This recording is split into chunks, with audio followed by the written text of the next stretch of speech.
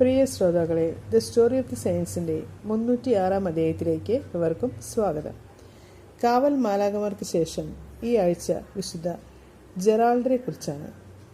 കുലീനമായ ജന്മം കൊണ്ടും കാണുന്നവർക്കെല്ലാം ഇഷ്ടം തോന്നുന്ന പ്രസാദകരമായ മുഖഭാവം കൊണ്ടും അനുഗ്രഹീതനായിട്ടാണ് വിശുദ്ധ ജെറാൾഡ് ഈ ലോകത്തിലേക്ക് രംഗപ്രവേശം ചെയ്തത്.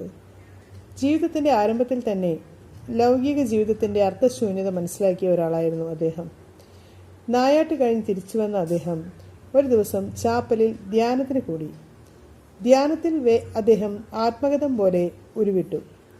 വേറെ യാതൊരു ചുമതലകളുമില്ലാതെ രാവും പകലും ദൈവത്തെ സ്തുതിച്ചുകൊണ്ട് അവൻ്റെ സന്നിധിയിൽ സദാ വസിക്കുന്നവർ എത്ര സന്തോഷവാന്മാർ. ജെറാൾഡിനെ വിശുദ്ധ പത്രോസിന്റെ ഒരു ദർശനം കിട്ടി.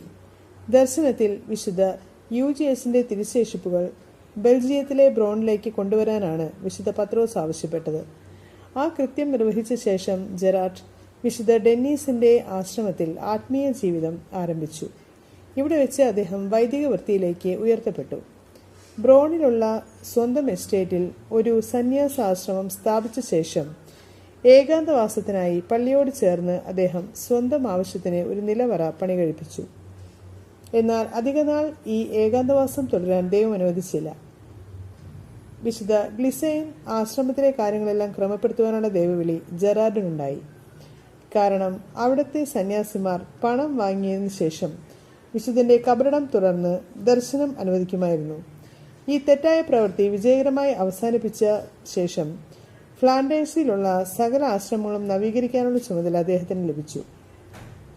വിശുദ്ധ ബെനഡിക്റ്റിന്റെ നിയമപ്രകാരം ഏകദേശം 20 വർഷം അദ്ദേഹം നവീകരണ പരിഷ്കാര ജോലികൾക്ക് വേണ്ടി കഠിനാധ്വാനം ചെയ്തു.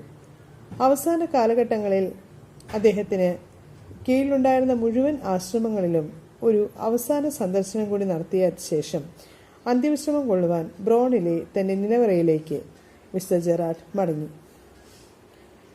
ഇനി നമുക്ക് ഇന്നത്തെ ചിന്താവിഷയം എന്താണെന്ന് ശ്രദ്ധിക്കാം. ജീവിതം ഒരു പുസ്തകമാണ്. സ്നേഹത്തിന്റെയും വേദനകളെയും തുന്നിക്കൂട്ടി നെയ്തെടുത്ത അനുഭവങ്ങളുടെ പേജുകളാൽ നിറഞ്ഞൊരു പുസ്തകം. ചില അധ്യായങ്ങൾ കണ്ണുനീരിൽ നനഞ്ഞതായിരിക്കും, ചിലത് ചിരിയാൽ നിറഞ്ഞതായിരിക്കും. എന്നാലും ഓരോ പേജിലും ഒരു പാഠമുണ്ട്, ഒരു പ്രതീക്ഷയുണ്ട്, ഒരു കഥയുണ്ട്. ഏവർക്കും നന്ദി.